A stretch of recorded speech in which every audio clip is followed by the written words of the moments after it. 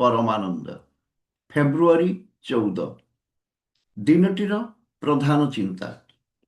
ଆମେ ଯଦି ଆମର ଉଚ୍ଚତର ସୁଗୁଣ ଗୁଡ଼ିକୁ ବିକଶିତ କରିବାକୁ ଚାହୁଁ, ତେବେ ଆମକୁ ନିଶ୍ଚିନ୍ତ ରୂପେ ଧୈର୍ଯ୍ୟଶୀଳ, ଅଧ୍ୟବସାୟୀ ଓ ନିଷ୍ଠାବାନ ହେବାକୁ ପଡ଼ିବ। ସ୍ମରଣୀୟ ପଂକ୍ତି। ନିରଞ୍ଜନ ଭକ୍ତର ଚିତ୍ତ ହୁଏ ପୁଷ୍ଟ, ଜଗତ୍ ଜନନୀର ସ୍ତନ୍ୟପାନେ। ହୃଦୟ ସ୍ପନ୍ଦନ ତାର ବାଜେ ଛନ୍ଦ ସୁରେ, ଜୀବନ ସଙ୍ଗୀତେ ଅଖଣ୍ଡ ମିଳନେ।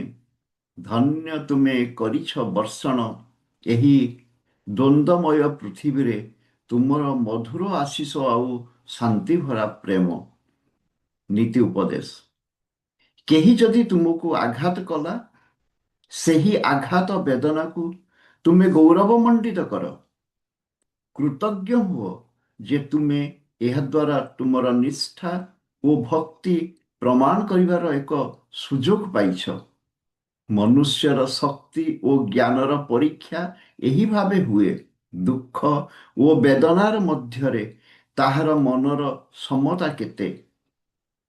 ଯାହାର ଏପରି ସମତ୍ୱ ଓ ଜ୍ଞାନ ଅଛି, ସେ ହିଁ ଜୀବନର ଘାତ ପ୍ରତିଘାତ ସହ୍ୟ କରିପାରିବ। ପ୍ରାର୍ଥନା।